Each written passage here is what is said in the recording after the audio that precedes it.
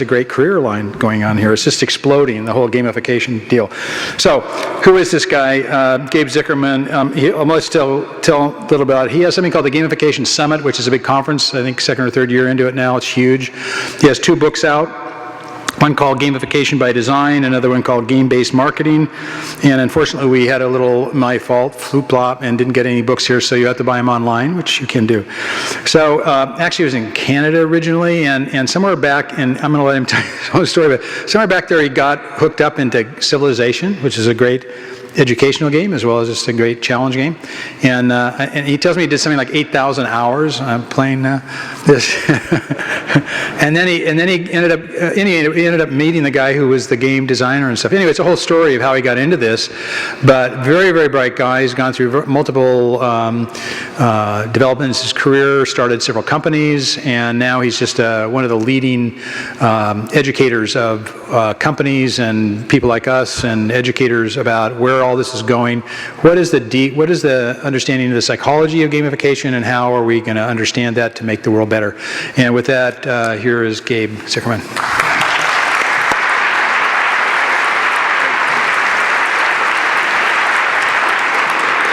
Thank you. Thanks everybody for occupying the Schnitzer Auditorium with us tonight.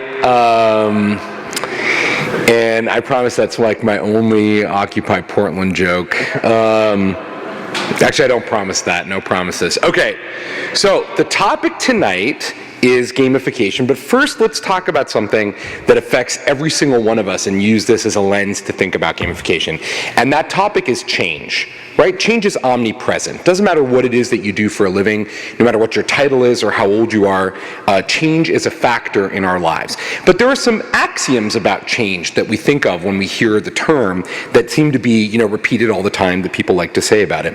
And the first one that I often hear is time marches on. We have no real control over time. Time is a universal thing. It moves on whether we like it or not.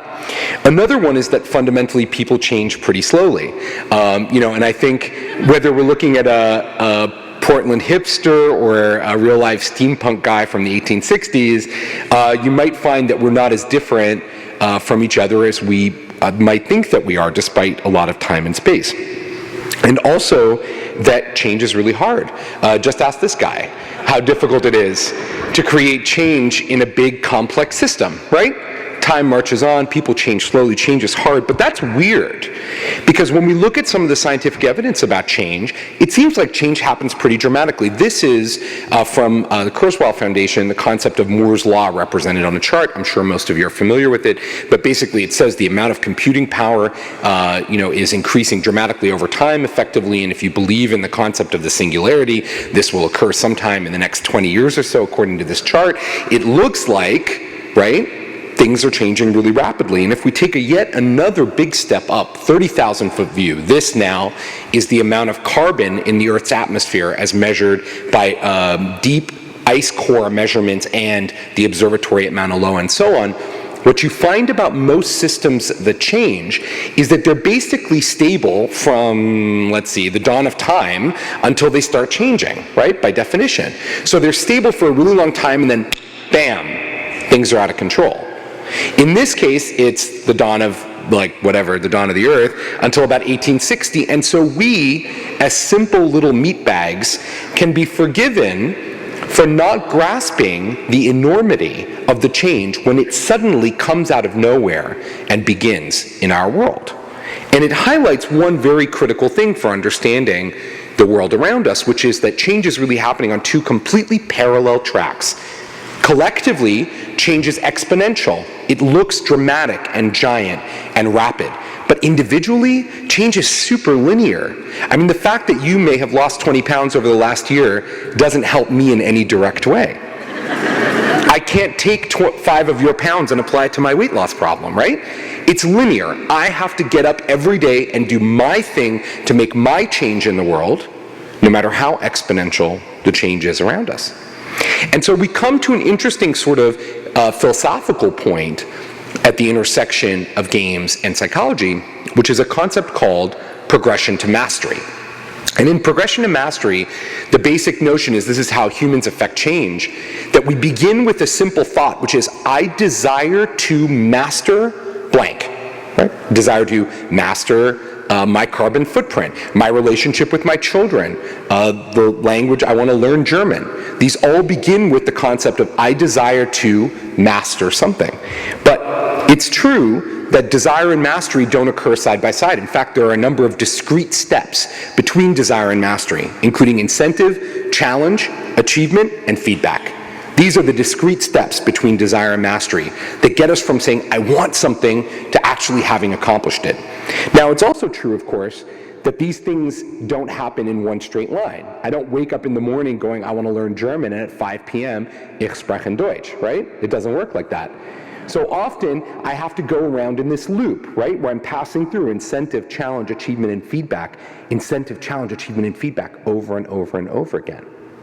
Now, for those of you who've played a video game, you may immediately recognize that this layout basically maps almost identically to the level of any game that you've ever played. That's exactly how the levels in games are designed. They're designed exactly the way that we intrinsically try to change ourselves and change the world around us. It's no wonder then that they have such power over us. It's no wonder that we find them so appealing. But wait, there's more. It's also true that we find games so powerful and appealing because they are intrinsically wired to produce pleasure. It turns out every time you challenge yourself and achieve something, your brain secretes a little tiny bit of a magical chemical called dopamine. And that chemical called dopamine is our intrinsic reinforcer. It's the pleasure chemical. And what it does in the brain, you challenge yourself, you achieve something, your brain says, ah. And then a second later it goes, please, ma'am, may I have another? Right? And you want more, and you want more. Challenge, achievement, challenge, achievement. It's no wonder when games do that to us hundreds and hundreds of times an hour when we play them, that we become so entangled in them that we want to do them so much. We are physically wired to want this. It also turns out that games are rewiring our brains in new and extraordinary ways. In fact, they may even be making us smarter. This is crazy. In 2004 at University of Regensburg, Arne May gives a group of students, a group of subjects, the task of learning a new game, in this case, how to juggle, and gives them MRIs, regular MRIs. In the space of 12 weeks, the amount of gray matter in their brains increases noticeably on the MRIs. Shocking, in 12 weeks. And she goes back and redoes that study in 2008 to see whether or not there's any effect on the brain growth based on whether or not you're good or not at the game. It turns out there is none. Merely the effort of going in and trying to learn to play that and playing that game will cause the gray matter in your brain to grow. It's no wonder, then, that games are so powerful. And they are probably behind the shocking increase in fluid intelligence in our society. There's this thing called the Flynn effect, which has been recording a kind of steady increase in human intelligence over the last 50 years, which doesn't really make sense because normally we think like, this generation's so stupid. People who are younger than us in general. But games may be tightly aligned. I don't believe that, by the way, just for clarity. Games are tightly aligned with this concept of increasing fluid intelligence. Andrzej Kusewski writes that in order to increase our fluid intelligence, and this is our ability to problem solve, this is different from crystalline intelligence, which is how we bring back the things we already know. This is how we problem solve in the world. That we seek novelty, we challenge ourselves, we think creatively, we do things the hard way, and we network in order to increase our fluid intelligence. And again, games are designed, any of you who've played a multiplayer game will know how similar this is to your experience of playing that. And there's this crazy exponential increase in learning, right, when you're doing it. These are two levels of the popular game Plants vs. Zombies. And so you can see from level number 1 to level number 40 how dramatically more challenging, that game experience is. Now just consider this for 1 second, friends. Just consider. I'm 37 years old. I'm the oldest group of people who grew up with home video games as a regular form of entertainment in their home. And I'm sure many of you can now place that in context for yourselves. When you were younger with me, let's go back to the 80s. When you were younger with me and we were playing those early video games, what did we have to master in order to be able to do that? This. All we had to do was this. Move one hand, press a button, right? That's That's all we had to do. Move one hand, press a button, which I'm not very good at, as you can see from my motions up here. All right? Move one hand, press a button. What do kids today have to do? To play a game like World of Warcraft, you need to be able to do 6 things simultaneously. You need to be able to chat voice and chat text, operate your character, manage short and long-term objectives, and deal with your parents interrupting you every 15 minutes. Kids are mastering this game before they're 2. We are truly on the verge of an extraordinary change in humanity. It's not taking the form that X-Men suggest that it will take, with extraordinary real, physical world superpowers. It's mental superpowers. And I'm increasingly convinced every time I turn around and look that the rampant notion of, this like ADD construct in our society that so many children suffer from such a great amount of attention deficit disorder is not in fact an accurate characterization of what's happening to our children at all. It's not that our kids can't focus and don't have attention and can't do the things that are necessary. It's that our world is just too freaking slow for our kids. It's just too slow. We old people are too slow. In the time that it's taken me to shift that slide, today's kids are like tweeting and chatting and like playing a video game and doing their homework and checking in. Okay. They are processing things at a much faster rate, and it is video games at the heart of this change.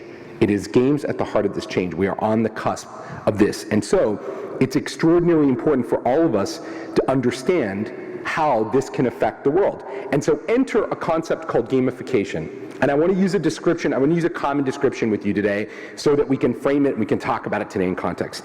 Gamification is the process of using game thinking and game mechanics to engage audiences and solve problems. It's a process, and it's got these interesting components, and it's finding its way into so many elements of our world. I'm going to share with you some of my favorite examples of it today. But let me also tell you what gamification is not. It's not simply throwing some crappy badges up on your website, which is to some people's view kind of one of the general criticisms of it.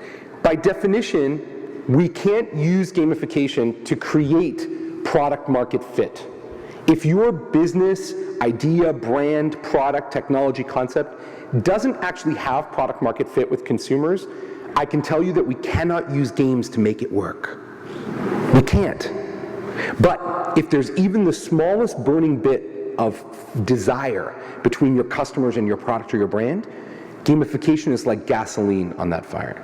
We can use that to ignite passion. The second thing that gamification is not, is it's not the use of BS game concepts where they don't belong. Okay, I'm serious, I can't tell you how often I've had this conversation. CEO of major Fortune 500 company comes into the office and goes, my kids love Angry Birds, let's do Angry Birds, and walks out. Seriously, I have this conversation every 2 weeks with some company where they're like, but we make shaving cream, okay? And here's the thing. We don't need to introduce a new narrative into the relationship between consumers and products, or between ideas and their exponents, which is the classic way that most people think about gamification. It's like, it's like, here's how we're going to use games to market, something like, let's say, Band-Aids, okay? You're going to fly through space and shoot the wounds out of the sky, ba-boo, ba-boo, and then put Band-Aids on the ship as it gets shot. And then you're going to land on the planet Galactica 5 and build a space station out of Band-Aids, right? We don't need Nazis and zombies in games to sell ideas or to create engagement. They don't necessarily fit. There is an existing narrative between products and businesses and ideas. And that narrative doesn't need to be rewritten in game form in order to be meaningful.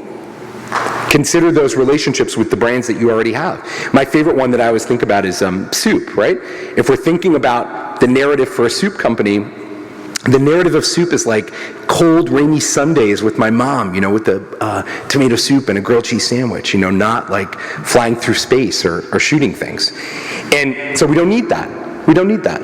We use gamification to shine the light on the existing narrative, to give people the option of remixing it and thinking about it in new ways and playing with it and socializing it and thinking about it again. That's what we do. That's what we do with it. So about me, you heard a little bit. I'm the author of 2 books on the subject. I edit the main blog at gamification.co. I'm the chairman of the Gamification Summit. I help some brands, big and small, figure things out with gamification. Okay, so I want to give you some of my favorite examples of it, which I think that you'll appreciate and enjoy. So my first one is pretty fun. You guys are all familiar with speed cameras, right? Horrible, terrible things. You speed too quickly, you drive too quickly, they take your picture and send you a ticket in the mail, right?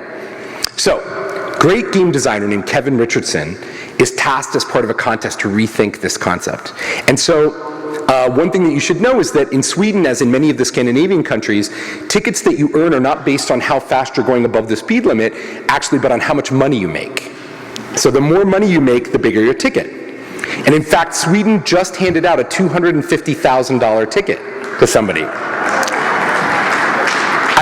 By the way, that's how you know you're in the Pacific Northwest, because you get applause for that. That is not what you get in New York, I have to tell you, when you tell that story. People in New York are like, huh? That's wrong. Okay, so I live in New York. I'm entitled. I can do that. So Sweden just gave out this crazy big speeding ticket, right? And so it's part of the kind of economics of the model. So Kevin Richardson reimagines the speeding camera in the most brilliant way. Instead of you driving by the speeding camera and having your picture taken and getting this big negative private reinforcement, a ticket coming out of the blue, kicking your butt, anybody who drives by speed camera lottery at or below the speed limit is automatically entered into a lottery to win the proceeds of the people who speed. Right? Right? So let me ask you this. Big, negative, private, hand of God, hellfire reinforcement, or slow, dripwise, positive social reinforcement? Which one do you think works better? Right? 20% speeding reduction at the point of intervention. Speed camera lottery. 20%. No technique employed has ever gotten people to slow down by 20%, ever. Nothing has ever worked that well. It's worked so well that Sweden's actually rolling it out around the country. Incredibly effective. A great example of game thinking. Turn a big negative thing into a positive little thing that you can do regularly. Think about things like, for example, the US tax code. When does it ever, other than like giving you your refund that you're owed early, in what way does your US tax code say, hey, thanks for being a legitimate tax filer? It never really says that, right? If you don't comply, ooh, you're in trouble. But if you do comply, well, that's just your duty. Right? Okay, here's another example, gamification. This is not a game that you or I would probably rush out to play anytime soon. But if you've ever checked out at a Target store, the cashier working behind the counter is playing a game while they're checking you out. And this is called the Target checkout game. And basically what it is Target stores has a pretty sophisticated concept of how long it should take for every single item to be rung up on the cash register, and how long it takes in sequence, right? So they know that a pack of gum takes longer than a shirt because they got to fold it in which order. So, if you ever worked as a cashier in any retail shop, I worked at one at Toys R Us illegally. I was young but kind of hairy, so I got away with it. True story. If you've ever worked in that kind of, environment, what does feedback look like, right? Your front-end manager comes down periodically and says, you're too slow, right? And you're like, ah! So what Target stores did was they said, okay, let's move that feedback loop directly to every action. So while a Target cashier is checking you out, the cash register is telling them whether they're doing a good job or not. Bing, bing, bong, bing, bong, bing, bing, across their screen, giving them immediate feedback as they do it. Turnover is down, checkout speed is up, cashier satisfaction and customer satisfaction is up at Target stores. Why? Because this experience, this gamified experience, gives the cashier a sense of agency, which is a core concept of games. The feeling that they have control over their own destiny, even in this small little way. This isn't shooting zombies while we check you out, right? But it's a little bit of feedback. It's not a game that you and I would go out and play. But you know what? The job of checking you out at the store still has to get done. In this way, we use gamification to provide feedback and give people a sense of agency, an important concept. Similarly, there are these companies that are out there to fix your work in life, Two examples up here, one called Ripple and another one called Dooprops. For those of you who work in a big corporation, I've done my time in khaki land. What does an annual feedback experience look like with your manager, right? So once a year, your manager begrudgingly, because HR forces them to, sits down and writes a perfunctory review of your work and sits you down and gives you the approved raise. That's the average annual review. And in between those cycles, in the 12 months between those cycles, when do you hear, hey, that was a job well done. Nice work, buddy. Great, that's awesome. So what Ripple and Dooprops are doing with gamification is they're empowering every member of an organization to give positive feedback to other people inside the company, managers, subordinates, peers, to each other in every direction, in real time, on your iPhone, just as it happens. Thanks so much for picking up that cup of coffee for me. Thank you for helping me with those TPS reports. You were awesome for staying late this weekend. Right? That instant feedback, improving the cycle, also allows companies to be able to see who's a contributor by helping others, which is normally not reflected in most sort of organizational charts and processes. And big companies like Facebook are using systems like Ripple across the board to improve productivity and improve feedback. Another example for those of you who work in software development is a site called Stack Overflow, which I'm sure many of you have seen. It's a highly gamified experience. And it points out one of the most interesting concepts in gamification. I talk about it a lot in Gamification by Design, which is the concept of karma. And karma is an important notion in gamification and game design. And this is basically when you have people performing an altruistic action with each other, but you want to systematize that altruism, one of the core things that you can't do is you can't take that and introduce a monetary reward very easily, right? Just consider this thought example for 1 second. Let's say you're walking down the street and all of a sudden an elderly person trips and falls in front of you. And you lean in to help them up. You pick them up and they say, "Thank you, Sonny, for picking me up. Here's $5. Now what goes through your head? What do you say? Some of you say, no thanks, it's okay, I didn't do it for the $5. Some of you are like, $5? That's all you're worth, $5? And still other people would be like, if I could get $5 every time somebody trips, maybe I'll go out with some friends and trip an old guy every time I see one. And then pick them up and get the $5, right? Regardless of which one of those camps you happen to fall in, the introduction of financial incentives changes altruistic behavior. All right? And the only way is down when you introduce it. So there's a notion in gamification used often called karma points. And the concept behind karma points are they're systemic rewards that other people can give. Ripple and Dooprops use them in a similar way to one another for altruistic action that don't resolve to cash. They don't turn into cash. It's not 50 cents per good action, right? It's just something to make you feel good. It's a gold star. It's a little effort. It's a gold coin, whatever. Stack Overflow is a system where people help each other with development problems. It's awesome and been incredibly powerful. Let me tell you about an amazing guy named Charlie Kim, who's another one of my favorite examples of gamification at work. Charlie runs an awesome company in New York City called NextJump, and it's an employee incentives business, been around for 12 years, $100 million business. Charlie really wanted his employees to work out. Like he's a big believer in getting his employees to work out, and increasingly there's good science to back up why that is, but it's mostly for him. He's passionate about fitness. He really cares about fitness. He reduced turnover, and now there's all this interesting science about increased cognition. People who work out more are apparently smarter than people who don't, which is a big problem for me. But so Charlie really wanted his employees to work out. So he did what lots of well-meaning companies do. The first thing he did was he put a gym in every one of his offices. He said, "Here's a free gym for you." And he got about 3 or 4% of his employees to start working out regularly. Those are the people who would normally go to their local gym and instead are going to the free gym at the office. And he thought, okay, we can do better. So he does what a lot of people think about, is he introduces a cash reward.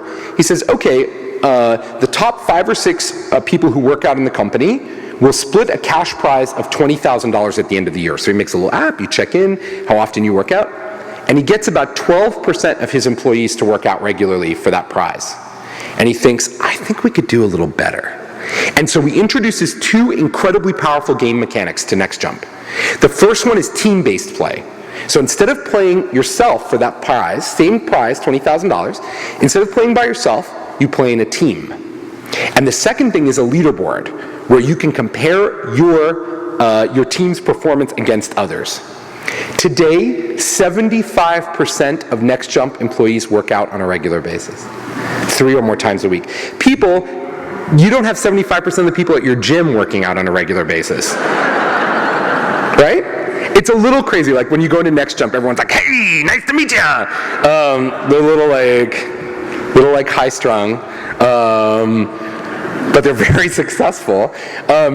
So the interesting thing about it is 2 great and powerful game mechanics at play right there. Team competition, right?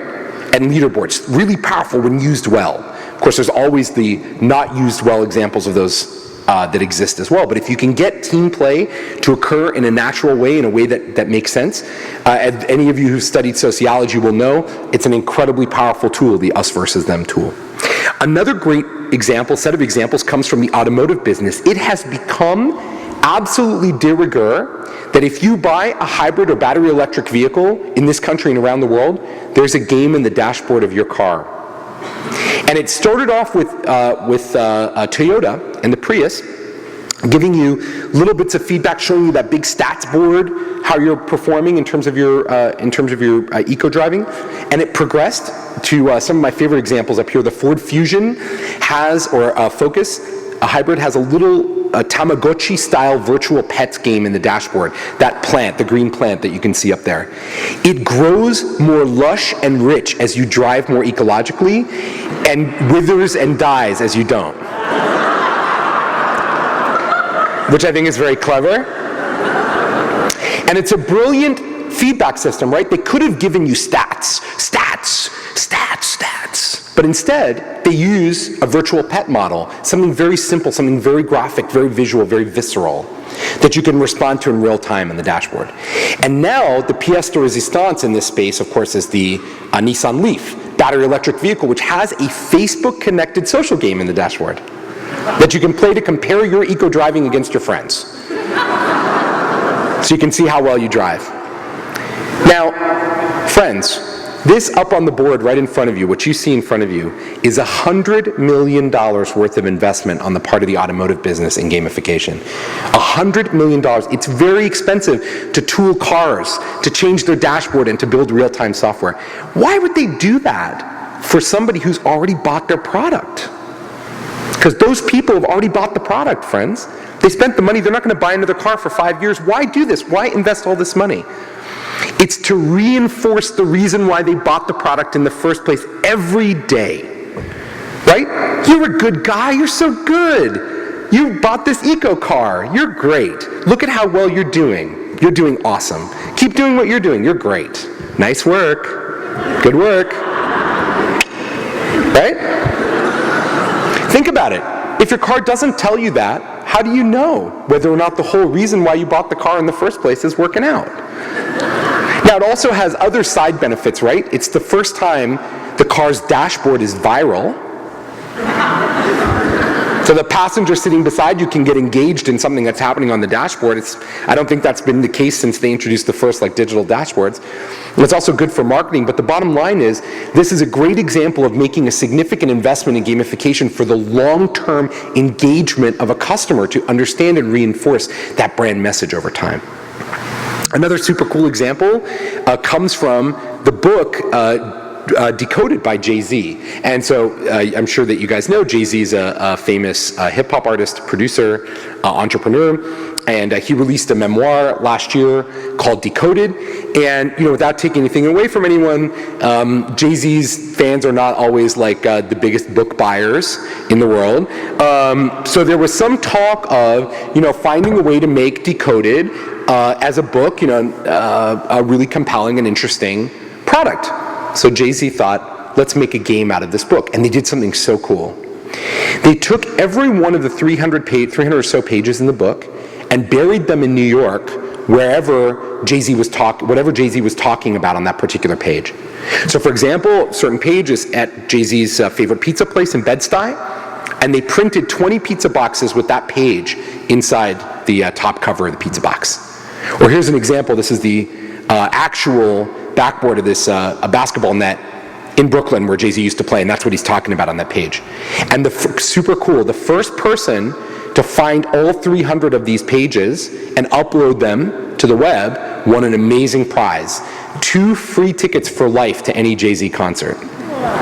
Right? Cool prize, if you like Jay-Z. Super cool prize, right? The amazing part about it is that prize didn't cost Jay-Z anything. Right? His rider includes 100 free tickets for every show. That's a free prize to him, and incredibly valuable to people going out, running around, trying to complete this task. It took 30 days, by the way, for the person to win, approximately. The winning person actually hired other people to help them. It's true. Find the results. Unexpected sort of gaming of the system, I guess. But pretty cool example, really fun thing to do. And so we had discussed kind of this concept of progression to mastery at the beginning of the discussion when we talked about some of the power of games and game design. And one of the things that makes progression to mastery so compelling, understanding that desire to mastery loop and building it into experiences, which games and gamification do so well, is that when you do it properly, a significant, powerful change happens in people who experience it. Let me explain this to you. We start with desire. We want to go to mastery. And so often people have these desires to accomplish things in their life, but they don't necessarily see how to do that. So if you create a system using gamification that helps them get from A to Z, at the end, they become changed people and build a certain kind of special alignment with you. And a great example of that is Weight Watchers, right? Now, we could also use Alcoholics Anonymous, for example, here, a similar system, but we'll just use Weight Watchers for the sake of argument. Weight Watchers is a pretty gamified system by most descriptions. It has points, it's got levels, it has badges, it has challenges, right? But what makes Weight Watchers especially interesting is its progression to mastery effect. You see, if you do Weight Watchers really well, and it's successful for you, it changes you in a way that only a gamified system can. Let me give you a scenario. Let's say you're walking down the street and you see someone you haven't seen in 5 years, and you're like, oh my God, you look amazing, you've lost so much weight, how'd you do it? Your friend turns to you and says, Weight Watchers. What they don't say is diet and exercise, which is what they did to lose the weight. Weight Watchers isn't a magic fairy. It doesn't just show up and the weight is gone. That's not how it works. You still had to diet and exercise. But that's not what you think happened, right? You've replaced your own effort with the system because the system gave you mastery over the thing that you didn't think you could master. And so the system is the thing that you become aligned with. It's similar to people who go to Harvard. They manage to work that into every conversation. In Cambridge, I went to school in Cambridge. And it's like, well, we know you're talking about Harvard, so just say it. But when people are very aligned with systems, they replace, and systems give them the control of mastery, they replace that system with their own effort. Back to the same scenario with the person, let's say you're kind of rude, and you run into them again a couple of years later, and you're like, oh, looks like you gained the weight back. What do you expect that person to say to you? They're going to say, oh, I need to go back to Weight Watchers, right? Not Weight Watchers failed. Weight Watchers didn't work. No, the system worked. I have to get back on the system.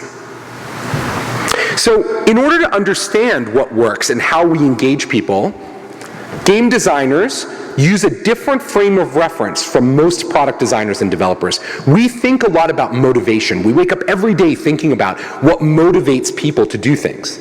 In order to understand that, we need a typology that goes beyond gender and age and income and geography. And so we like to think about the intrinsic motivations of people when we're designing experiences. And here's one method of thinking about that. This is called Bartle's player types. This is based on work by Richard Bartle in the 1990s, looking at thousands of people who played online games. And he identified 4 canonical motivational types: the achiever, the explorer, the socializer, and the killer. Now, don't freak out. Don't freak out. The killers are not actually going to kill you, okay? And I'm going to tell you a little bit about each one of these because it's just a fascinating way to think about the world around you. Before I go on, though, I want to point out a couple of things. Number one, your type of these, each one of us has a dominant type here, but we're not exclusively one or the other of these types. We all have a little bit of all four of these types in us, but we have a dominant one that comes out. And it's not uniform, it's not the same type in every scenario, it depends by the scenario. And also, we don't have a really good instrument for figuring this out necessarily on a predictable basis, but I'm working right now with researchers at California State University to come up with one, so if you want to get involved in that project, let me know. Let me tell you a little bit about the motivational states of the people around you. So, this is an image from Tsukiji Fish Market in Tokyo. And if you haven't been before, I highly recommend that you go. Tsukiji is awesome. And actually, it's well worth visiting Japan this year. It's a great place, and they certainly can use more visitors. And when you go to Japan the first time, if you've never been before, I guarantee you that first morning you are going to be terribly jet lagged. And you're going to wake up at 4 o'clock in the morning in your small but very, very clean hotel room and say, I need to go back to bed. But don't, friends, don't. Get up, get in a taxi, and go down to Shiodome District and go to Tsukiji Fish Market. Because there at Tsukiji, you'll see the most amazing thing happen right in front of your eyes. An astonishing display of the achiever personality type. Because every day at Tsukiji, $1 billion worth of fish is bought and sold. $1 billion worth of fish. The old-fashioned way, this way, huh? And so it's amazing because you get to see achievers in their element. Because what is it about achievers? What's their core characteristic? Achievers like to win, right? Achievers love to win. But there's two problems with designing for achievers. The first one is most people in industry score high on achievement, but most people in the world don't, right? Most people in the world don't wake up every day going, today is my day, today I'm going to do it. They wake up and they're like, all right, cool, I'm going to get my kids to school, try not to lose my job, come home, watch 2.5 Men, things are going to be cool. And that's not taking anything away from anyone, but most people are not very achievement-oriented. They love to earn achievements, but they don't necessarily care to put the effort in to earn them in the first place. The second challenge with achievers is that not everyone can win, right? If we design a system, let me just give you a scenario. Let's say I send you all out right now. I'm like, okay guys, I want you to do this challenge for me. Go out and do this challenge, and the winner's going to get an awesome prize. You're going to get a giant cupcake, okay? And I'm going to pop out of the cupcake. And you all go out, and you do this challenge for me, and you come back 5 minutes later, after you're done, and I'm like, oh my God, you guys are awesome. You're all winners. Yay! The achievers in the room are going to be like, you, Gabe, right? Right? Because if you're an achiever, I stole an authentic win from you. You put the effort in. You expected to be able to win. I said you could win. You tried. And I said, oh, everyone's a winner. It's really hard to design systems in which everyone's a winner.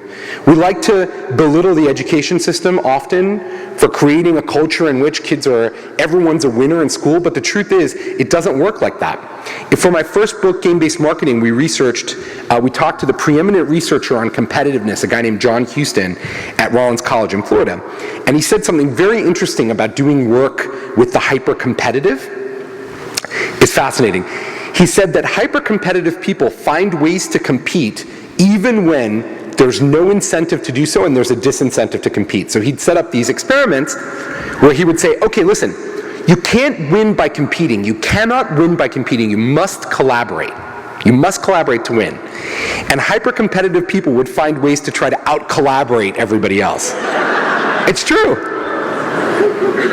That drive, that achievement drive is very strong. Okay, this is the Shuk or Central Market in Marrakesh. For those of you who've been there, tell me why somebody travels halfway around the world to this kind of crazy, loud, smelly, dark, dirty place where people are yelling at you to come into their shop to buy the same $10 basket that you can buy at Cost Plus around the corner, or Pier 1. Why would anybody go through all this effort to do that? Because they're explorers. And for explorers, the story of how they got the thing, the process of getting something, is as valuable or more valuable than the thing itself. It's the story, it's the experience that drives them. If you played the original Super Mario Brothers, You might remember that some people knew where every single hidden level was and every pipe and every brick that you could break to open the Easter eggs in the game. Before the internet, friends, people had to play the game like hundreds of times to figure that stuff out. That's a classic explorer. Go find it, bring it back to the community, share it. That's what they get off on. This is an image from the 1981 movie Valley Girls, which is a terrible, terrible film. It's a really bad movie, really bad. I watched it for you, so you don't have to. However, I will say this, if you have like an extra night and you're not doing anything and a bottle of wine, Valley Girls Showgirls Burlesque Trifecta is a pretty fun way to spend a night with a bottle of wine. I'm just saying, give it a shot, give it a shot. Okay, so in this scene, 4 young women are in a shopping center together. Tell me, is this scene about shopping? It's not, right? It's so funny. I can't see you guys very well, but it doesn't matter. But every time I do this, the women in the audience, whenever I do this talk, are always like, no, this isn't about shopping. This is about socializing, right? The shopping is a catalyst for a meaningful social interaction. The shopping is a catalyst. It's not that the shopping isn't important. It's not that the stuff you get doesn't matter. But the real action here is the social interaction. Think about the most enduring games in society, not video games necessarily, just the most enduring games in society. What do they all have in common? Bridge, mahjong, poker, as it's played by regular people, not on the poker tour, right? What do those things have in common? They're contexts for amazing social interactions between people. You know, I remember in my childhood, every Saturday night, my mom and her girlfriends would get together and they'd play mahjong. And I wasn't allowed in the room, you know, but all I remember all night long was these women in the room and the clank of tiles and talk. All they did was talk all night long, just talk, you know? And it's an important axiom because it's important to remember that nobody's ever failed in history by building a product or service that was too authentically social, right? If you can capture authentic sociability, you can produce something of great, enduring, and lasting value. It is this group of people, the socializer, that make up the majority of the population. It's why it's no surprise that games like Farmville are so popular. They're not actually a new concept in games at all, right? Prior to 1974, when a bunch of, maladjusted young boys built the current modern video game business, most of our games were social. It's the 1974 to 2008 period that is the aberration, not the norm. Humanity plays principally social games, and what's happened now is merely, to some extent, the order, everything being righted. And last but not least, I want to talk to you about killers. And so, in order to explain the killer persona, I thought it best to share with you a little video from one of 2 of my favorite TV shows on television. Those 2 shows are Extreme Couponing. It's amazing, by the way, if you haven't seen it, and Storage Wars. And so this is a little clip from Storage Wars to help explain. Self-storage, over 2 billion square feet of space in the U.S. alone. Enough room to house every man, woman, and child 7 times over. Behind these doors are some of the world's best kept treasures. But when storage bills go unpaid, the contents within are put up for auction. Right down here, let's go! Auction time, everyone! I'm a storage auctioneer in California. If you don't pay your storage for 3 months, you can bet your ass that we're gonna sell your stuff. Don't poke, don't scratch, don't kick, just take a look it over, don't overlook anything about it, and here we go. Got 4 Picassos at home that I found in a locker. I paid $750 for 1 box, and I sold it for $155,000. You gonna pay for him? How about It's like being a pirate. You're always looking for the buried treasure. $3,000. Oh, get out of here. What are you on, dope or dog food? Don't let your way, and you got it for $900 big bucks. Thank you, sir.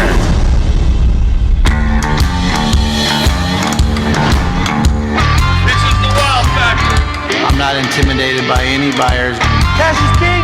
Winner takes all. You don't know what you're going to encounter. Let's go!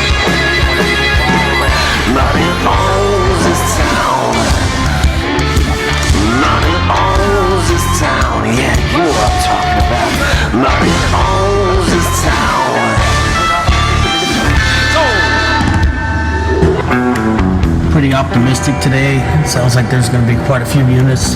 My name's Jared Schultz. I've been an auction buyer for 2 years. I'm kind of the underdog, so I got to be a little bit more feisty and a little bit more aggressive. When I see a unit I want, I go for it. I get it.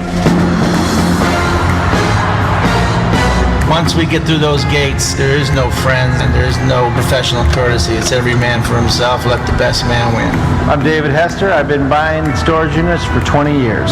I show up to an auction, it's more like, oh, here comes that. Prices just went up. We're going to be looking for antiques, evidence of jewelry boxes. I want to see dust on the boxes. I want to see no footprints, like nobody's been in there. My name is Daryl Sheets. I'm a buyer by trade. I love buying storage sheds. It's my addiction. I don't know what we're going to find, and I think that's sort of what makes this thing interesting. My name is Barry Wise. I've been a collector of antiques since I've been 15 years old. Storage auctions are really something that's new to me. I am excited about the possibilities of what we may find. All right, folks, welcome to the auction. These are the rules of storage auction. This is a cash-only sale. All sales are final. We're going to cut the lock. We're going to open the door. You're going to have 5 minutes to look. You cannot go inside the unit. You cannot open any boxes. We are going to sell this to the highest cash bidder. Are you ready to go? Yeah. Let's go. I'm going to float his boat and pat him on the back and tell him how good he did. Why didn't you bid higher, Daryl, if you know all that? Because I extended the olive branch to you, brother, and I expect you to do the same thing. Okay, buddy, you got it. All right. Yeah, right. Me and my associate Steve, we take a look at the room. It looks like Daryl's also going after this unit too. Do it. Is that Daryl bidding? That's Daryl. Yeah. Who's bidding? It's David Hester running me up. I'm not intimidated by any buyers out there, short of them if they have a machine gun to my head. Is that Daryl bidding? Yes, it is. Yeah. Yes, it is. You want to go for it? Stick it on him. This unit sucks. All we found so far is a magnifying glass and a bunch of bug spray. And porn. I think you spent a little bit too much money, but I'm not going to stress myself out that much about this. I might have overspent, but it was a matter of getting it or not getting it. And I just, for some reason, felt like I needed to get this one. So I'm hoping that my instinct didn't cost me $350. You come here, please. What's up? You spent all that money yesterday? $1,000? I know I went over budget, but, you know, I saw a couple of good units. You know, I can't let them go by. When I see the ones I think that'll make us the money, I gotta get them. Out of what you got, we're not making our money back. Keep on rolling. A lot of people are collectors. They like to hoard the best stuff. That's not me. The only thing I like to collect is Benjamins. This storage auction life, it's a lot of work. I made some money, but as a collector, I'd love to find something unique, something I've never seen before. Perfect as it gets. Now, I can only see into the first 15 feet. There's 15 feet back there, and you know what's back there? Nothing but Benjamins is back. I've never seen one of these. Because this thing is so unique, I think I'm just going to keep it. Obscure items like this portable spittoon are the reason I got into collecting in the first place. But thanks again. I sure appreciate you're welcome, man. it. Yeah, thanks. Anytime. This is going right into my personal collection. Okay? Got 10 grand in my pocket. I'm here to buy everything that's good today, so might as well get in your car and get back to San Diego where you belong. 7.5. Wire to get 500. 7.5. 1,000 there. I get 1,000 bucks and I bet 12. 12.5. At 12.5. 15. Yep. 21. I don't have $2,000 in my pocket, but I know Dave and Daryl are both interested in this, so I'm going to bid just to jack the price up a little bit. I'll pass on, but hey, you never know. I don't see a lot here. It's a mediocre unit. Sometimes you can get people to bid just by acting interested in a unit. I'm not interested, but I'm going to act like I'm interested. Let's see who I can sucker into buying this one. It's less cash for my competition to spend later. I get $300 for Captain Chaos. 3.5 and you're out. I get $300 for 3.5. 350 going once. $300. 350. Before now. Before two. There you're out. I've got 350 get you. 400 T. I get $400 and 4.5. I think I can get it up to $500 or $600. Yeah, I get $400 and 4.5. 450 going once. I get $400. 450. 450 going twice. At $400. 4.5. 459. Gonna go now. It's last and final call. So let your way for 400 big bucks, Daryl. I really didn't want that locker. You know what? I blew it. Accident or not, I bought the locker, and that's part of the addiction in this business. And every locker I buy, I can't wait to get home and look in it because every day's like Christmas. Turn of the century, maybe 120 years old if I had to guess. This is a typical rookie mistake. It was the safe itself that was worth all the money. Jared was lucky that I was here to keep him from scrapping that safe.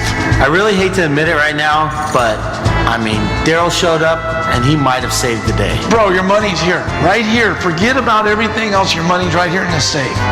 You don't need anything else. I'm telling you, when you sell this thing, you're going to be thanking me. This is freaking awesome. This is going to get us to next week. So these guys are crazy, right? Like, they're crazy. And it's kind of fun to watch shows where people are crazy. But what's really interesting to me about this is this killer behavior, which is perfectly elucidated in this clip you just saw. The difference between killers also like to win, just like achievers, but the difference between killers and achievers is it's not just enough for me to win, it's I'm going to win and you got to lose. And the more people who see me kick your ass, the happier I am.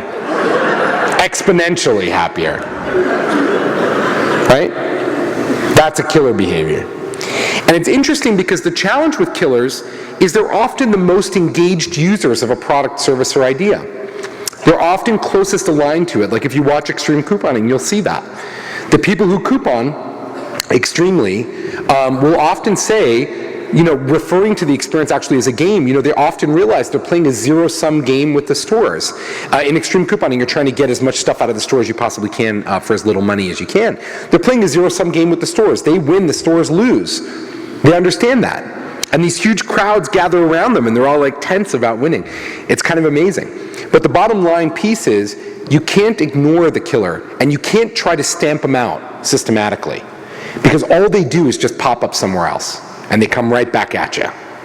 So the best thing that you can do with killers in your community, this is especially true if you run a community site, the best thing that you can do with the killers in your community is try to put them on Rails. Not Ruby on Rails, just Rails.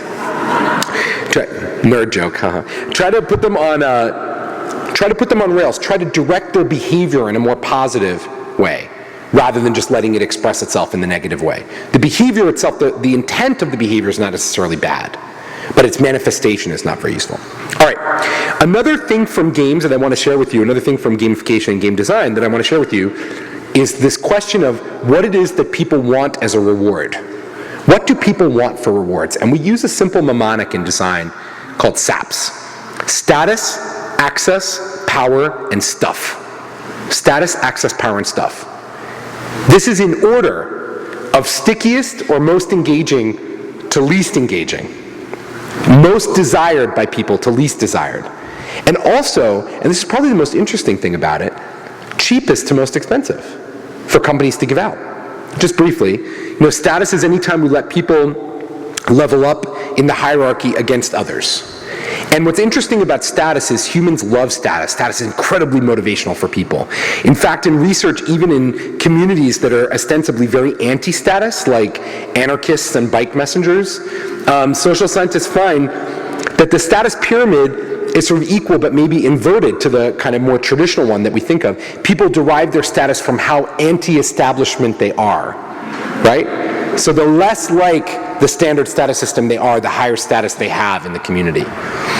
And what's fascinating about status is that, prior to the advent of the digital era, we really only had 3 or 4 domains of meaningful status that humans could aspire to in society. Like church, politics, industry. It was just about it. And now there are myriad, tens of thousands, hundreds of thousands, millions of possible status systems that people will climb when it's meaningful to them, when it's authentic to them. A guild leader in World of Warcraft feels like the status that they've earned by being that leader in that environment is maybe as meaningful to them as it would be for somebody else to be, deacon of their church. It's as meaningful to them. And this is incredibly important because it turns out the higher status you are, the healthier you are. And it's fascinating research about stress and status. And it turns out that generally speaking, higher status people are less stressed out and they live longer. It's fascinating stuff. Status is healthy. Okay, Access. That's anytime we give somebody something that they couldn't get without us. One of my favorite examples, we talked about it earlier, the Jay-Z reward, right? 2 free tickets to any Jay-Z concert. But another one of my favorites is Guilt Group. You guys all familiar with Guilt? It's a flash sale for designer items, happens every day. Really great things at discount. So if you're in the top 0.1% of shoppers on Guilt, which means you're spending, literally potentially thousands of dollars a month, you're entered into this thing called Guilt Noir, which is their top-end loyalty program. And what you get with Guilt Noir, in the mail, you get a little scented candle, you get a little brochure and a black card. Do you get discounts or free stuff from Guilt? Your auction starts 15 minutes before everybody else's. That's the main benefit of Guilt Noir. You get 15 more minutes to spend money with Guilt. Congrats! You win. Now, of course, it means that you get what you want, right? But for somebody who's really invested in the system, that turns out to be a big benefit, and it costs the company almost nothing. Power is anytime we give somebody control over other people in the world, real or virtual. For example, an editor on Wikipedia, or a guild leader on World of Warcraft, or a moderator of a forum. Those are all examples of power benefits that we can give to people. Now, what's really interesting about power benefits in general is that people who get the power benefit are actually doing an unpaid job for the company, right? But they're really stoked about it. So they're working for free. Like being an editor on Wikipedia takes actual time, like 20 hours a week. Like it's time, but you can't get paid for it. But it is the fact that you decide what gets written on Wikipedia or what doesn't that turns you on, that decides whether or not that power benefit is meaningful to you. Powerful stuff. And last but not least, stuff. And let me throw this out at you, I think often people want to understand why it is that I put stuff, freebies, discounts at the bottom of this list. Because it seems like our common thinking isn't what everybody wants as a reward for good behavior, isn't what they want stuff? Isn't that what we all want? Don't we all want free things? Don't we all want discounts? Isn't that what drives us? Isn't that what we want? I'll give you a thought example. I'm going to give you one of 2 different superpowers, okay? I'm going to grant you the following 2 choices. You can either have a free cup of coffee on me at your local sustainable, handcrafted barista coffee shop. I would use Starbucks in other cities, but I'm in Portland. Right? Okay. And I love coffee, so I'm thankful for your OCD. So you can have this amazing free cup of coffee, or friends, I'll give you this superpower. As soon as you think that you want a cup of coffee, the barista begins making exactly what you want. And you walk in the door, no matter how busy it is. It's 8 o'clock in the morning, there are 25 people in line waiting for their handcrafted coffee, and you sail right past all of those schmucks. You walk right up to the counter where your beautiful, hot, fresh, just made coffee is sitting, and you grab it and you walk right out. Now, which one of those 2 would you like? And no matter where I go, no matter how many people I ask this question of, most of you said B, right? Most of you said B. Clearly, you're not economists. Because if you were economists, you would know you have to choose A. Because A is real money. A is really $3.50 I just saved you. That's money you actually would have spent on that cup of coffee. But B, your time? Oh, I know, my time is so valuable, my time is really valuable and meaningful. No, it's not. It's not. Do the math. First of all, if you're a salaried employee, all of your time is already paid for. There is no more money for you to make. And secondly, even if you're self-employed, that 3 minutes a day that you're saving by being in the line cannot be aggregated into 1 hour-long stretch where you get to do focused work. You're going to be tweeting, okay, in the extra 3 minutes that you saved with option B. The correct choice, if you were a rational person, is A. But it turns out None of us are rational people. We never have been, and we never will be, rational animals. We never have been, and we never will be. Humans are not rational animals. We make decisions with our emotions. We make decisions in split seconds. I like this, I don't. I like this person, I don't. He's funny and cute, or he's not. We make those decisions in split seconds, and then we use our rational minds to backfill the decision after the fact. And there's lots of amazing research on it. If you've read books like Blink or Nudge, you'll see the increasing research that shows how good we are at thin slicing the world around us. And a big chunk of understanding the power of gamification is learning that it's okay to design experiences for the emotional human. It's okay, everyone. We can start talking to people, even if they're our customers, even if they're our partners, even if they're people we're trying to encourage to be better, to learn more, to take control of their health, to become more involved in civics, or just to buy our products and services, or to talk to each other or become better neighbors or friends. It's okay for us to design for that emotional person.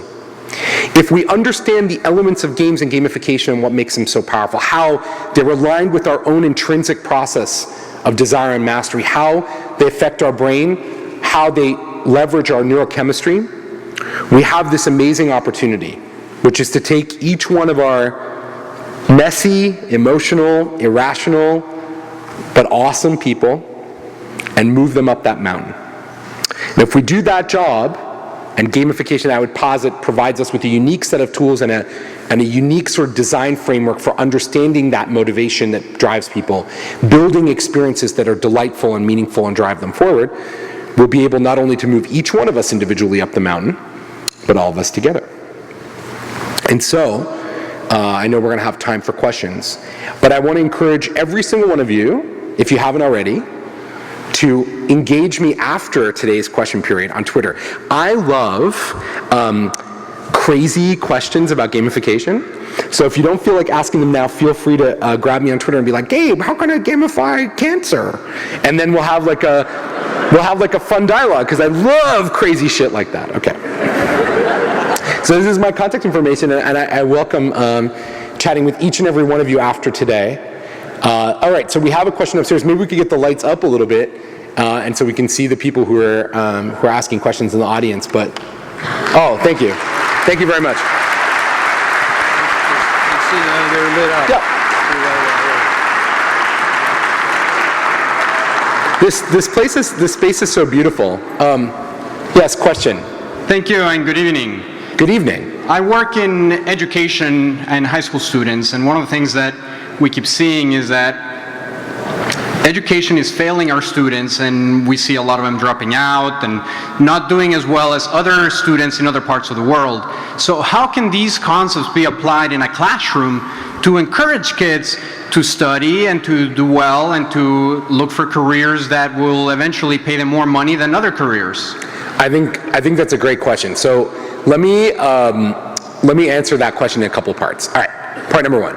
So there's a dude you need to know, and I talk about him on my website, and he's an educator named Ananth Pai.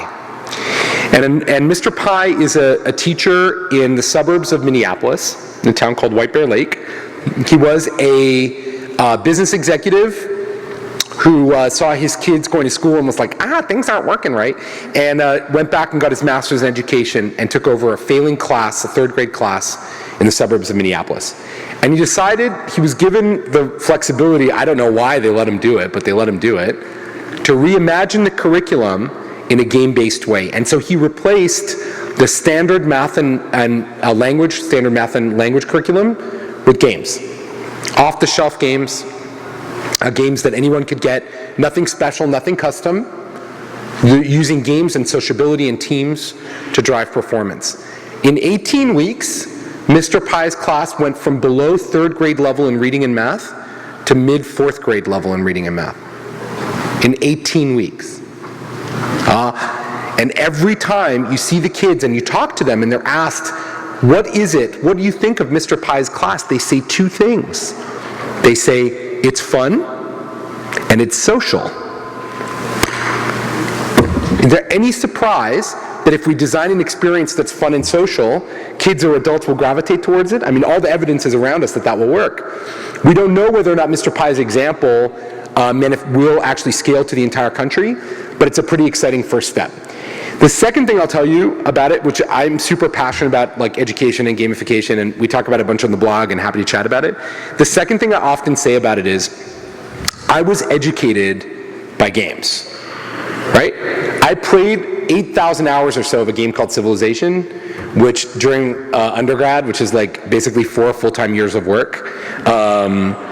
It's true that I should have been studying, and I'm not recommending that you do this, but I was a pretty good student. And another game called Where in the World is Carmen Sandiego, which some of you might remember, that a young, aspiring geography nerd like me found very motivational.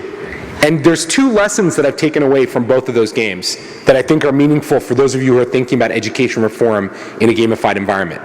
And lesson number 1 is, it has to be fun first and educational second, not the other way around.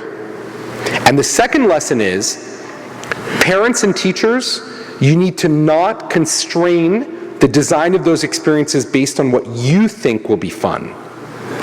You need to put yourself in your kid's shoes, because there's lots of really fun ideas that are very educational, but they need to be framed towards children and not be just, let's say, watered down to be palatable. Yes? Hello, I'd like to ask about a recent use of games for determining the structure of a protein. Fold it. Fold it. Yep. Is this a new way of using games not to educate the gamer or the person playing the game, but instead to engage and use their knowledge to further research? That's a great question. So Fold It was a game that was built to help solve a protein folding problem in looking for a cure for HIV. And it is something that eluded scientists and researchers for 20 years. They were trying to solve this problem, folding this protein, couldn't do it. So they built a game which is basically a mass labor game. 300,000 people at the peak kind of played it, and basically everyone was sort of folding proteins, because it turns out the human brain is really good at doing things like folding proteins, whereas algorithms are not very good. And through the combined efforts of all these people, Fold It actually discovered the protein that they were looking for, the structure they were looking for, which was very significant. It follows in a kind of history, a medium-length history, which is actually very influential to me, of games designed to get work out of people. One of the things that you encounter probably on a regular basis that's built around the concept is the CAPTCHA on the web, which is designed by Louis von Ahn at Carnegie Mellon. And the basic concept is, you want something of value, I'm going to make you work for it. You read this book for me using your eyes. You read these couple of words for me, I'll give it to you. And he's designed a whole bunch of other games that are like that. There's absolutely positively a movement towards getting people to do things that don't seem like fun, right? Using a game frame. I'll just give you probably the most famous example. Here's an idea for a game I'm going to pitch you. You get a plot of land, you till the soil, you plant some seeds, you wait for it to rain, or you water them. You wait for the plants to grow, you cut the crops, you take them to market, wash, rinse, repeat. Does that sound like fun? Sounds like Farmville. Yeah, that sounds like Farmville, right? But it doesn't sound like fun, people. It's medieval serfdom, okay? That's the work that our forefathers gave up so I could be here right now in this beautiful theater. I'm not saying you shouldn't get back to the land if you want to, but let's be honest, okay? That's why everybody I know that grew up on a farm doesn't want to play Farmville. Right. It turns out, though, what's interesting about the lesson from Farmville and the lesson from Fold It is that it's not actually the theme of something that makes it fun, it's the mechanics. The theme is a lure. The theme is the thing that as you're walking by, you go, oh, I'm interested in that topic. Cool, I'll check that out. But once you're sitting in front of it, it's the mechanics that really drive the behavior. I'll take a question over. Thank you. Yes? My question is also about using gamification to do social good. Yay. So the first part of my question is, what kind of problems lend themselves better or worse to gamification? So for example, if we take the 3 broad areas of college majors, natural sciences, social sciences, and humanities, are they all equally gamifiable, or are they different? Or if these are not the right dimensions, what are the right dimensions? And then the second question question is, there is no social good game that is anywhere near the popularity of Angry Birds.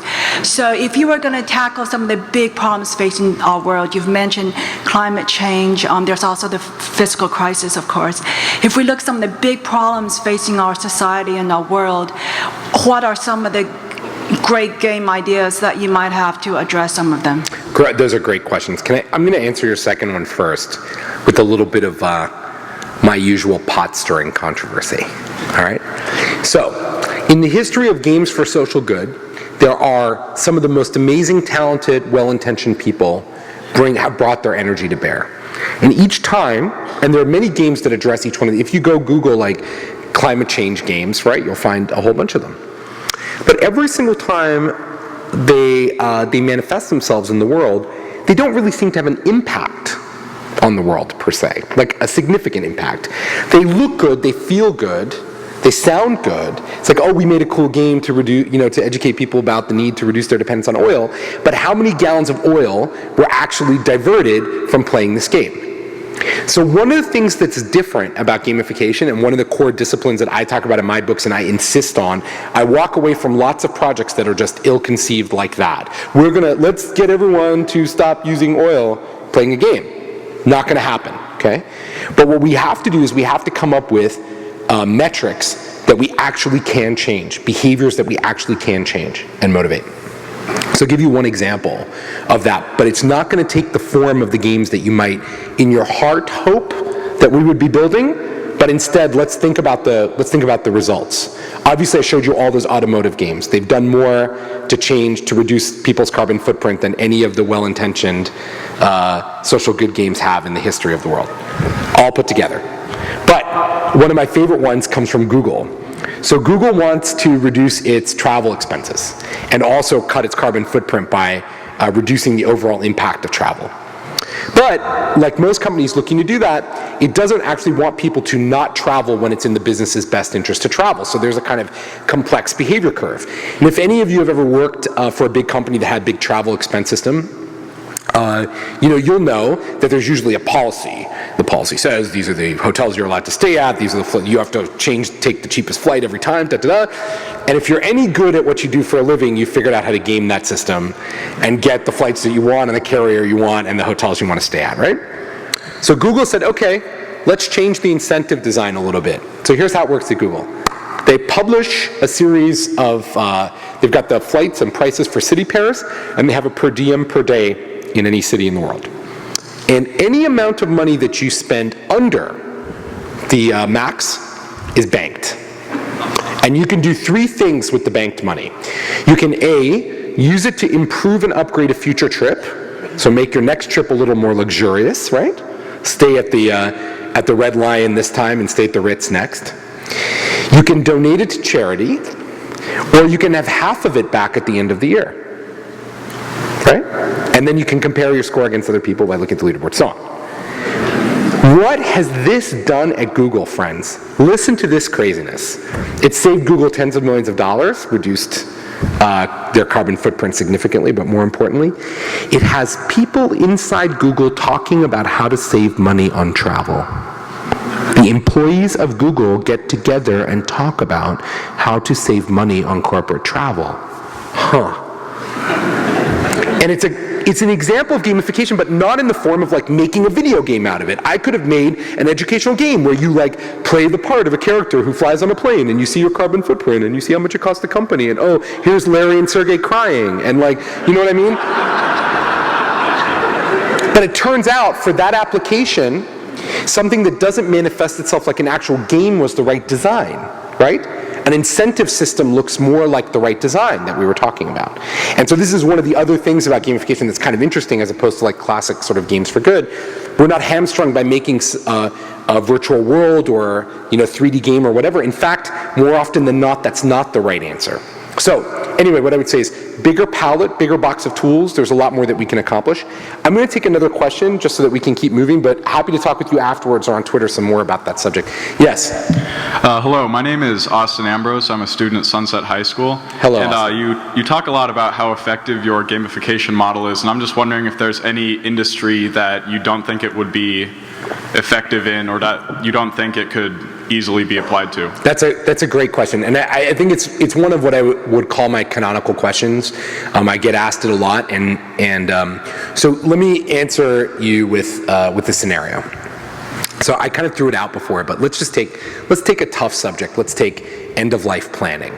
Okay, this is not a fun subject, right? It's not fun to talk with your parents about what you're going to do when they die, and how much money you won't have left over because of all the things they've been doing, all the fun they're having in their golden years. Okay, so I'm teasing. There was no money to begin with. So let's just talk about that subject. Okay, so I don't really know. I can't tell you that we can make a gamified experience that will make it easy for me to sit down and talk with my mom about it. But I can tell you that, for example, the insurance company AXA Equitable, which just launched a life insurance product, built a game. It's a simulation game, but a very lightweight game, and not at all heavy, which is designed to help you think about what will happen to your heirs when you die, to help you model your own life and see the future beyond the point at which you're still alive. Right? It's a tough subject. But it's already having an effect. A great little quote apparently was from one of the kids who played it, was asking, like literally like a 4-year-old kid was like asking their mom, like, why don't we have life insurance? You need to have life insurance. But of course what the company wants, but also the point of kind of, education, because actually for many people life insurance is a good investment. So here's the thing. I don't really know that there's a clear-cut answer about that, but I do know that in just about every field of inquiry, even in tough stuff, cancer, end-of-life planning, and so on, there are ways that we can use gamification and game techniques to improve the outcome. Can we fix it? I can't guarantee that we can fix it. Is it more difficult sometimes than others? Absolutely. Can we have an effect in almost every case? I believe we can. Thanks. Yes? I have a relevant question for you. Can you use games to control greed and lessen the gap between the 1% and 99%? I would love that. Yes, I would love it. Yeah, absolutely. I wrote this like interesting blog post, which might be interesting to you if you like economics and stuff, a while back, about how the global economic crisis would have been different if a game designer had been in charge of the Fed instead of Alan Greenspan prior to it, right? And Bernanke. And so this was the basic thesis. Okay, so one mistake that a game designer never ever makes is they believe that a market is self-policing. No game works as a self-policed experience. There's no such thing. And no game designer would be naive enough to sell the notion that there's a self-policing market, because as soon as something of value is introduced into a system, the killers try to find a way to exploit the limits of the system. That's what they do. So for a good example of how to think about the effective regulation of a market, one need look at casinos. Setting aside their ability to deploy, the law to prevent things like card counting, casinos don't assume that they're going to have figured out every possible exploit that somebody will make. What they assume is they are under constant attack.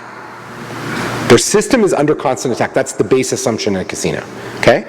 So they know that they won't be able to anticipate everything that someone will do, but through a careful series of controls, a casino is able to do something like what a video game designer does, which is they have an emergency stop button. Somebody has an emergency stop button, yeah? Where they can say, oh, wait, stop that game for 1 second. Let me see what just happened there. I think something weird happened there. Let me check that out. Okay, looks good, keep playing, right? Doesn't look good, move that to the side, we're going to investigate that more deeply, yeah? Somebody has to be able to do that in any complex system of value.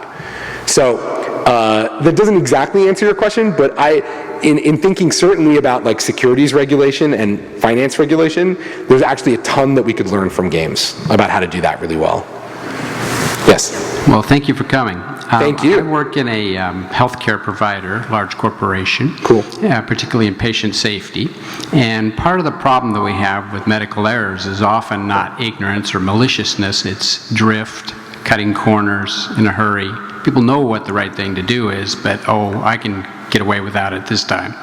And I was thinking, especially with your example of the gentleman who was looking for workout, that kind of thing, some of those kind of things look like they would be ideal tools, but it seems like all the examples you gave, metrics play a key role, and the ability to measure what was going on, to document what was going on, to store the information, therefore evaluate it later, even if it's in a short period after.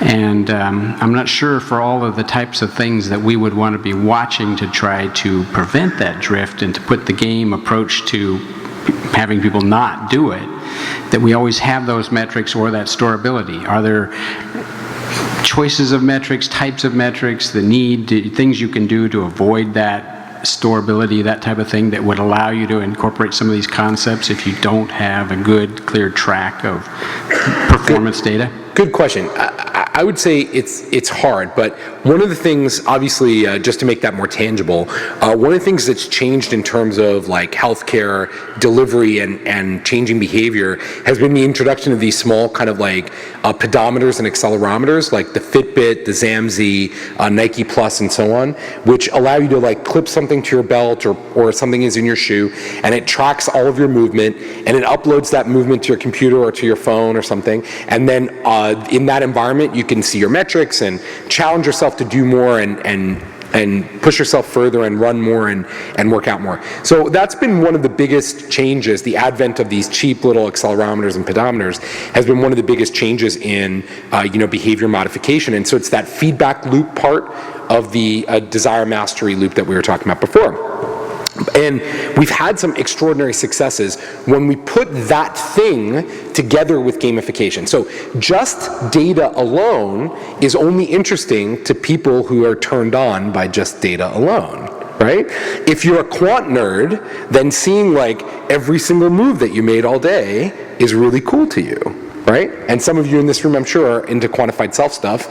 And right now, you're like wearing your Fitbit, and you're like going to go home, and you're going to look at it, at the end of the day, and see how much you moved. But the vast majority of people, that kind of data is a little bit masturbatory. So it's not useful unless it has like a money shot. And there's no other way to close that metaphor.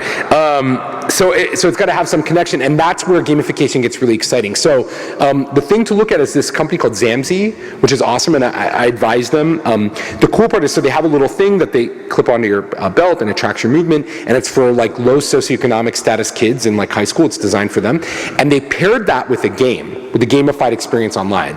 And the Zamzi has this amazing effect. Those two things together have gotten the kids in their test group to move the equivalent of a marathon every month. These are kids like, who are the odds of getting like diabetes by the time they're 14 are like 80%. It's an extraordinary behavior change. And it's the combination of that data feedback loop with the games that makes it really compelling. So hey guys, because we're gonna run out of time, I'm gonna take these two questions down here. Thank you, Balcony. We're going to take these two questions down here, and then if you want to talk after, we can talk after on Twitter. Is that okay? Can we take these two? Yeah, go ahead. A little bit of a wonky question on behavioral economics. Yes. Back to the Stack Overflow example you gave and how monetization changes behavior. If I'm measuring an emotional response, is there a downside to even quantifying it? There's certainly some downside to that. Like, there's definitely, as soon as I start introducing some kind of system that changes our natural interaction, there will definitely be an effect to it. There's no question. So for example, before we introduced the poke mechanic on Facebook, which is a lightweight kind of flirting mechanic, there wasn't like the downside reaction, which is, oh my God, he didn't poke me. What happened? Why hasn't he poked me? This is really annoying. I thought he was going to poke me. I thought he liked me. He should poke me. Okay, we didn't have that, right? The introduction of poke causes people to then create a certain amount of anxiety. And anytime we produce something that takes away people's anxiety or creates optimism or eustress, we also create some degree of stress. There's no kind of easy way around it. However, I would say thoughtfully designed intervention, one that's really aligned with people's intrinsic interests, whatever that is, should be able to enter the sort of bloodstream or social system a little bit more readily. And we've seen that with things that are that really resonate for people. They work well without creating a great deal of disruption. Certainly in certain groups. And I would say Twitter followers for famous people as a good example of that. Thanks. Yeah. In the example you provided with the working out, many people attribute the success to novelty.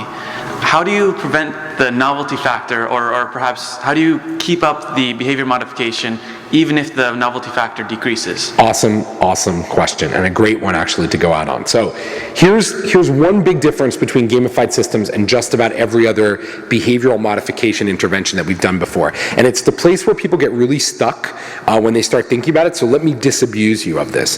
There is no Ron Popeil approach to gamification. There's no set it and forget it, okay? There's no such thing.